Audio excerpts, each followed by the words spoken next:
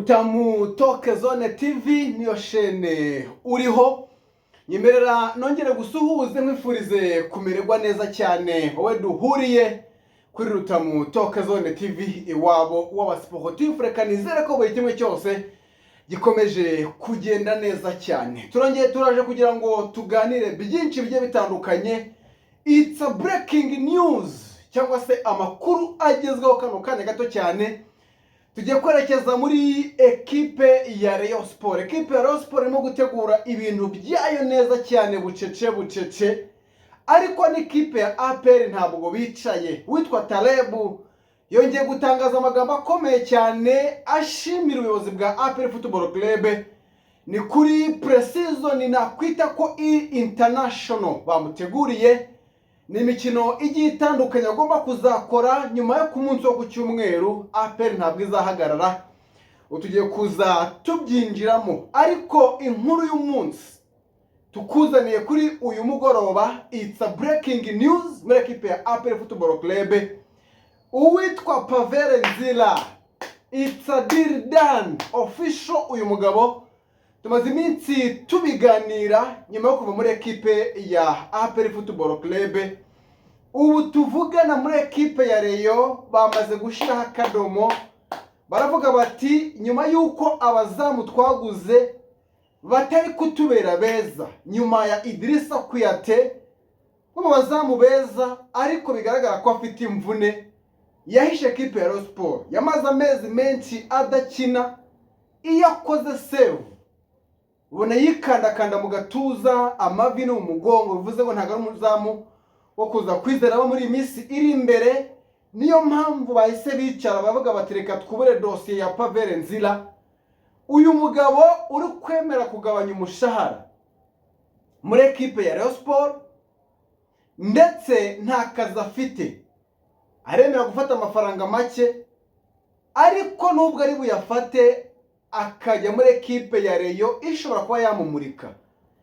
Waza kwibaza ngo ni amafaranga angahe ari buze gutangwaho. Aza gutangwaho amafaranga atari menshi cyane, aza guhabwa umushahara, nta recruitment ari buhabwe usibye salary.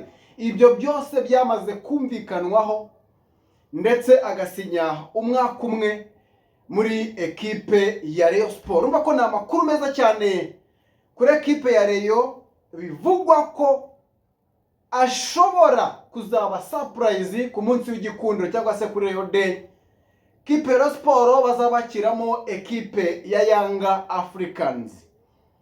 It's a deal done, byamaze kurangira. Ni breaking news tapfa kumvira handi uretse kuri Rutamu Toke Zone TV. Mbere ko twinjira muri iyi scenario ni dossier iremereye tunototera ekipe ya APR, ndagusaba gukora subscribe. Kora subscribe kugira ngo ujye ubona ibiganiro byacu. Nakunze kugenda migaruka ndavuga nti habayeho kutagira amahirwe, dutakaza sare nini cyane twari dufite subscribers benshi cyane kuri Rutamu Toke Zone TV, ariko channel twaje kuyibura. Niyo mpamvu turi gutangira. Unabirebye neza ubona ko ntabwo turamara ibyumweru bibiri dutangiye, byaragoranye cyane, ariko so good tumaze kujya aba subscribers batari benshi cyane, ariko muri gukandaho. Ubwo nawe utarakandaho kugira ngo wisange mu muryango mugari wa Rutamu Toke Zone TV, kora subscribe kugira ngo dutangirane muri season y'imikino. Imikino ni myinshi cyane. Turatangira ku munsi wa gatanu kuri Rayon Day, zandani zose ndetse n'ama interviews nta handi hantu wabyumvira ni kuri Rutamu Toke Zone TV. Ngiyo ni impamvu ya mbere igushikaza gukanda subscribe. Ikindi kintu cya kabiri, ku munsi wo ku cyumweru ekipe ya APR vs Power Dynamos. Ibyo byose kubikurikirana ni kuri Rutamu Toke Zone TV. Kora subscribe. Icya gatatu kinakomeye, shampiyona igiye gutangira. Tuzaba duhari ku kibuga cyose cyo mu gihugu, haba uturere twose nka Rutamu Toke Zone TV tuzaba duhari. Niyo mpamvu rero ugomba gukanda subscribe, ugatanga ibitekerezo byawe, ukajoininga groupe y'imirongo migari iwabo abasportifu. Nakunze kubivuga ndavuga nti nta kintu na kimwe umusportifu yakwima, like iyo mwitabaje akwereka ko ari preza, ariko bisaba nyine gukora cyane no kumwereka ko nawe uri preza. So ibikorwa bya Rutamu Talk Zone TV abenshi twari turi mu ngamba turabizi, sire ko hajemo nyine icyo kibazo twazagurana ikibazo gikomeye cyane ntitugira amahirwe, ariko kwiyinshuro ndojya gusaba gukora subscribe, sharing mu group agiye atandukanye kugira ngo ibintu bikomeze kugenda neza cyane. Reka twinjire dutangirire kuri dosiye itugezeho kuri uyu mugoroba. Ni dosiye ya Pavel Nzira. Kipe ya Rayon imaze kumvikana ku buryo budasubirwaho na Pavel Nzira, nubwo batarakora official statement kuri kipe ya Rayon ngo bamwerekane, ariko deal done. Deal yamaze kurangira kuri mugabo Pavel Nzira, n'umukinnyi wa kipe ya Rayon muri season igiye kuza. Ni amakuru twamenye kuri uyu munsi. Bantu benshi baza bati ese kuki Pavel Nzira kandi hari Idrissa Kuyate waguzwe? Hari ikintu cyabayeho cyanakwita kwibesha bwo baguraga Idrissa Kuyate, n'umuzamu yaramaze igihe adakina, ariko iyo umurebye muvo maze muri equipe ya Rayon ubona ko n'umuzamu ufite ikibazo cy'imvune, ntabwo ari umuzamu umeze neza cyane. Wareba rero urugamba equipe ya Sport iri kwitegura, ni urugamba rw'igikombe cya shampiyona, right, ariko hakazamo na Confederation Cup. Iyi Confederation inzira zayo ziraharuye, n'ugujya n'ikipe ya mu gihugu cya Tanzania Namungo Football Club, ni Singida Big Black Stars kuri round ya mbere, hanyuma round ya kabiri bagakina hagati y'ikipe ya Al Ahly Benghazi. Iyi ni ekipe bahuye ubushize bwo ikipe yabakuragamo, nubwo shampiyona yari bitari yarangira, ariko hari bimaze kugerwaho. Ugiye kureba aho shampiyona ize muri playoff, birasa na ekipe ya Al Ahly Tripoli izakina Champions League ya Manzi Thierry. Mu mikino ya playoff na ekipe ihagaze neza, hanyuma ekipe ya kabiri ekipe ya Al Ahly Benghazi ishobora kuba nyine nayo yagira ite yaba ekipe ya kabiri muri shampiyona. So iyo urebye urwo rugendo ubona ko ikipe ya Rayon ni urugendo yategura neza, bikaba byatanga umusaruro. Niyo mpamvu rero mu nama rukokoma yabaye mu ijoro ryakeye, kipe ya Rayon igomba kwinjizamo abakinnyi bagera kuri batatu. Mukinnyi wa mbere ni umuzamu, uwa kabiri ni ukuza kwa Sudiang, ariko hagakenerwa n'umukaseri tipiko namba 6 nimero 6 w'Urutare. Ibyo byose ni ibintu biri mu ngamba bigomba kuba mu gihe cyava muri equipe ya Rayon Sport. Ntabwo biratangazwa cyane, ariko it's official, iyo myanya agomba kuzajya n'ikipe ya Singida yaramaze kuboneka. Muri ibyo byose rero uwitwa Pavel Nzira ari muri dosiye zakurikiranwe kuva gisohoka muri equipe ya APR asoza amasezerano kugeza kuri inshuro. Like byagiye bivugwa hanazamo ama equipe muri Tanzania yamwifuje, ariko biriya byari transfer boosting, nta yindi equipe iri kwifuza Pavel Nzira. Kandi yanareba akabona yaramaze gutakaza umwanya muri equipe nationale ya Congo ku myaka 30. Ni imyaka umuzamu aba agifite byo gutanga. Like iyo ugiye kureba abazamu bakomeye ku isi usanga iyo myaka ariyo myaka bakoramo buri bidasanzwe. Abo ba Thibaut Courtois, ba Alisson Becker n'abandi bagiye batandukanye. Pavel Nzira rero ari mu equipe asigaye, yabonaga ikipe ya Police ishobora kuzamukenera, ariko birangiye ikipe ya Police igumanye Onesme. Yareba muri shampiyona akabona nta handi hantu yapfa kubona equipe yo gukina muri kuri calibre nziza si equipe ya Rayon Sport. Kubw'ibyo rero ibiganiro byabaye, Pavel Nzira yemera gusinyira equipe ya Rayon amasezerano y'umwaka umwe, ntatangwaho rekritoma, agahabwa salaire na installation. Se byamaze kwemeranwaho na Pavel Nzira yemera gusinya amasezerano, ariko ikipe ya Rayon Sport ntabwo irabitangaza. Bisobanuye iki?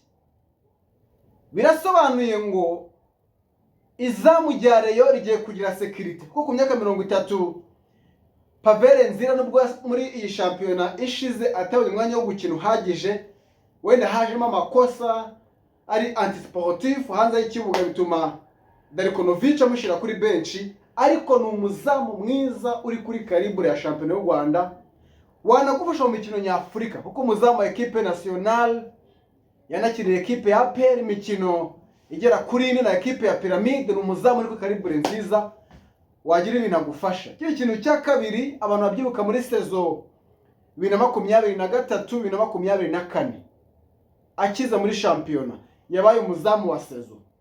So nimba ari umuzamu kuri karibure yo kwa umuzamu wa sezo bivuze ngo ni umukinyi wafashe kipe ya Rayon ikaba yatanga umusaruro. Ubwo Pavel Nzira abafana bare mu gihe cyavuba bitarenze iminsi 2 Pavel Nzira araba yamaze kwerekanwa mu ikipe ya Rayon Sport. It's official. Binavugwa ko ashaka kuzaba ari mu duseke abantu bazatungurwa kuri match ya Azam Football Club. Yamaze no kugera i Kigali kuko aba expert baje batandukanye barimo umuvugizi wa equipe ya Yanga n'indi delegation abantu bagera ku 10 bageze hano i Kigali baje gutegurira Yanga byo bw'imibereho ABCD ku branding amabisi bamaze kugera i Kigali. So urumva ko rero ni Rayon Day yamaze guhumura, ubona ko ibintu biri ku murongo mwiza cyane. Pavel Nzira amahirwe menshi araza muri equipe ya Rayon Sport, muzamu ukiri muto imyaka 30 muzamu agifite imyaka igera kuri 5 yo gukina ku rwego rwiza. Ikintu cyo kwishimira cyo cya kabiri, iyo ugiye kureba equipe ya Rayon birasa naho witwa Onesme uyu Pasia agomba kureba hano yerekeza. Hanyuma Pavel Nzira ko muzamu wa mbere wa Rayon Idrissa Kuyate bakaba bakomeza kugenda bamukuza. Sofa birashoboka umuntu basishije mu kwezi kwa gatandatu wita umwirukana buriya Riz Close biba bigoranye cyane. Hanyuma Yves ni umuzamu nawe uri karibure nziza ugiye kureba umukino wa President amaze gukora kuri metero ze hafi ebyiri. Umuzamu by'ukuri mwiza, ariko kuri match ya Etincelle yakoze amakosa akomeye cyane. Match ya Etincelle iri muri match zigomba kumwaka amanota pe. Yves twe twamushimye amaparade guhagarara neza, ariko marque concentration kuri match ya Etincelle kudahagarika neza aba defenseur be nawe ngahagarare mu izamu biri mu bintu byerekanye ko ikosa rito ryatumye equipe isezererwa.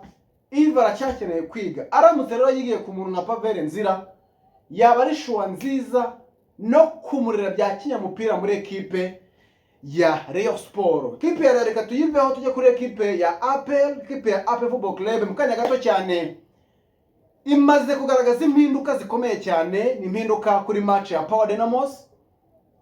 Iyi match yagomba kuba ku isa 11 ariko APR bayimana bayishaka ku isa 10 ku isa 9 hano i Kigali.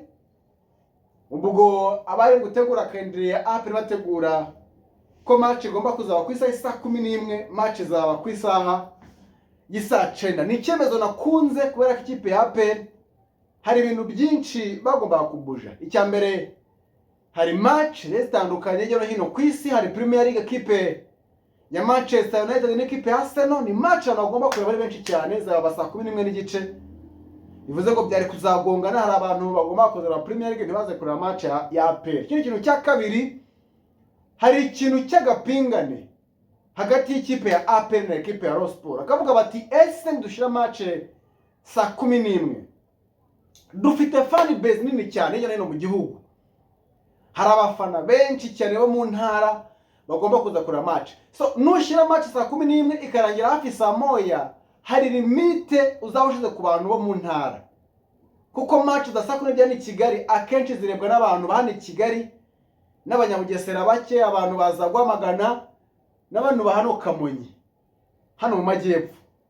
Niyo bantu byibura ubona ko abenshi bakunda kuza koreza imikino, ariko abantu cyo cya 80% n'abantu mu mujyi wa Kigali kuri match za saa 12.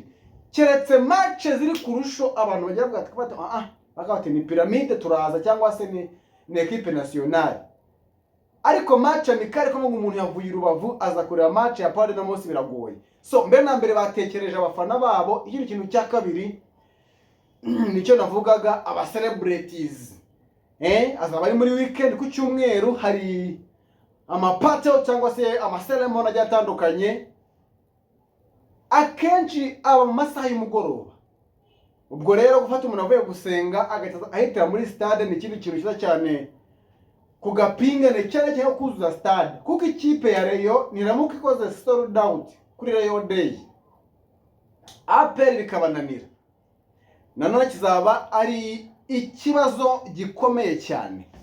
So nyuma y'izo mpinduka rero hari byinshi bigiye bitandukanye, harimo APR pre-season, uko APR iri gutegura pre-season yayo, iri gutegura ibintu bikomeye cyane, kuko APR iri gutegura pre-season y'amakipe agera kuri 4. Ni ekipe ya AS Kigali, ekipe ya Police Football Club ndetse na ekipe ya Azam, ariko tukanabonamo ekipe ya Vipers iri kwitegura imikino ya CAF Champions League, yatwaye shampiyona mu gihugu cya Uganda. Ibyayo biro question mark, ni ikintu cyo kuza kwibaza. Mu kiganiro Umucyo Sport twabiganiyeho, tunareba impamvu iyi ekipe yajemo, kuko izakina match imwe, kandi match bazakora ntabwo ari match ya APR, ni match bazakina ekipe ya Azam mu gihugu cya Tanzania.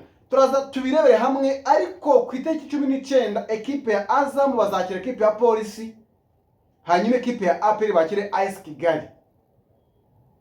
Tariki 21 ekipe ya Azam bazakira AS Kigali, hanyuma APR bakire ekipe ya Police Football Club. Match ikomeye cyane, bafana ba APR bayikaniye cyane. Tariki 24 ku munsi wa nyuma ekipe ya Police bazakira AS Kigali, hanyuma APR isoza yakira ekipe ya Azam. Ni imikino igomba kuzabera kuri Kigali Pele Stadium. Tariki 29 haciyemo iminsi 5 ekipe ya Azam bazakira ekipe ya Vipers Football Club. So ekipe ya Vipers yarimo gutegura gukorera pre-season mu Rwanda. Harimo na match bagomba gukina ekipe ya Rayon Sport, narimo kugenda itegurwa cyane, ndetse na match ya Gorilla. Izo ni match bavuga ko bagomba kuzakinira hano i Kigali mu Rwanda. Ariko kubera ko Azam yorohereje ekipe ya APR kuza mu Rwanda, kandi Vipers kabiri kuza muri event ya APR, bivugwa ko habayeho ubwumvikane n'ikipe ya APR na Azam, bemera kubafasha muri ubwo buryo kugira ngo boreze ekipe ya Azam gukora pre-season no mu gihugu cy'u Rwanda. Ubwo niyo mpamvu ikomeye cyane yabayeho. Bikimara kuba uwitwa Taleb nyuma yo gutangaza mu karere ka Bugesera, yashimiye cyane byimazeyo uruhare ndetse n'ubushake arimo kugenda agaragarizwa mu gutegura APR, cyane cyane mu mikino igiye itandukanye. So short comment, icyo twabwira abantu kuri APR, mu by'ukuri ni pre-season nziza. Ijye kureba ukuntu aya ekipe yitwaye muri season ishize. Ekipe ya Police ni ekipe irimo kwiyubaka, hari AS Kigali ihora imeze neza itungurana ku ekipe manini, na Azam ivuye mu shampiyona ya Tanzania banahuye umwaka ushize, ariko match imwe ntabwo wakonfirma ko umuntu murusha. Benambe na ekipe no yaguha igipimo cyiza. Kiri kintu cya kabiri, ekipe ya APR maze iminsi iri kwitwara nabi. Maze iminsi iri kwitwara nabi cyane, gutsindwa match za hato na hato. Mpamya ko ni ikindi gipimo cya nyacyo cyo kwerekana Taleb. Taleb yaratangaje ati ngewe ndi umukinnyi wa competition, ariko nanone ntabwo ekipe yibakirwa muri competition. Niyo mpamvu haza pre-season, niyo mpamvu hazamo kugura abakinnyi. Abo bakinnyi rero niba uhuza ukongera ukagira ute, ukabashira muri filozofi zawe kugira ngo baze muri champion cyangwa muri competition, baramaze kwakira filozofi yawe. Ariko iyo utarabigeraho, nanone hari aga question mark ko dusigarana. Ubwo rero APR gutsindwa na Power Dynamos, bakongera bagatsindwa izi match zikurikiye, it's official, tuzatangira critique ziremereye kuri Taleb umutoza wa APR. Kandi nabivuze ndavuga nti nimba ari icyo cyo kwitondera kuri Taleb, arasabwa kwitondera critique zava hariho hose. Arasabwa kwitondera critique zava ahariho hose, kuko arakritikwa azirukwa nakiri kare cyane. So ubwo rero navuga ngo ni president za kuri ekipe ya APR, ni byiza cyane pe. Bona ko bamuhaye buri kimwe cyose, kujija abakinnyi be. Mbona ko afite icyo gikomeye cyane, secretary attacking. Ekipe ya APR muri attack ntabwo imeze neza pe. Ijye kureba Sheji Burire Watara, urwego yariho muri sezi ishize n'urwego ariho uyu munsi ni ibintu bihabanye cyane. Imikino amaze gukina nta creativity idasanzwe, nta buryo budasanzwe, nta n'ibitego. Icyo cyane icya mbere. Icya kabiri, uruhande rw'ibumoso ntabwo aramenya ngo ndahakoresha nde, ese ni Gilbert cyangwa ni Denis Omedi. Icyo nacyo kikaba ikibazo kuri Taleb. Aho nakongera kibaza bati ese azakina Mamadou Sy ntago akwiriye umwanya, kari kwitwara neza? Ndagira ngo umenyeshe ko Mamadou Sy amaze gukina imikino 6, amaze gutsinda ibitego 5 muri APR, kandi kuri match zikomeye ziri decisive. Bivuze ngo nawe ni umukinnyi ukeneye umwanya wo gukina. Natangiye no kurura amakuru ava kuwitwa William Tongwe. William Tongwe nutitonda muri equipe ya APR barakurekura hakiri kare cyane, kuko ugiye kureba igihe amaze adakina na control dibaro cyane muri surface, n'umwataka mwiza ku mipira yo mu kirere ayikoraho, ariko kuboneza mu izamu utera nyine atazi yateye. Ubona ko akeneye gukorwaho cyane. Mediane yo Sofa yamaze kuboneka, ni Memeri Dao, Ruboneka Jean Bosco ndetse n'uwitwa Dauda Yosef. Defense ni ya yindi. Kindi kizo kiri mu izamu, ntabwo nujya kuganira kuri izamu narigandiye kenshi, umunsi ntabwo ndiburigarukeho. Ariko Sofa equipe ya APR ifite icyo gukosora, tugiye kuyipima neza muri izi match ziri imbere. Haba match ya Power Dynamos ni pre-season APR bagiye gukora. So reka bashimire cyane mwe twabanye, ariko ndakwibutsa gukora subscribe kugira ngo ujye ubona ibiganiro byacu buri munsi. Tuba turekura imiriro za ndana amakuru atandukanye cyane ama breaking news. Ni Rutamu Talk Zone TV, iwabo ba sportif. Ndagusaba ko subscribe una sharing amagurupa atandukanye, ni inkunga iremereye cyane ubu duhaye. Ndabashimiye cyane rero. Shout out ku bantu mwese mutinangiye imico mukuvuga ko subscribe, namwe mwayikoze ndabashimiye cyane. Ubwo ingamba zirakomeje.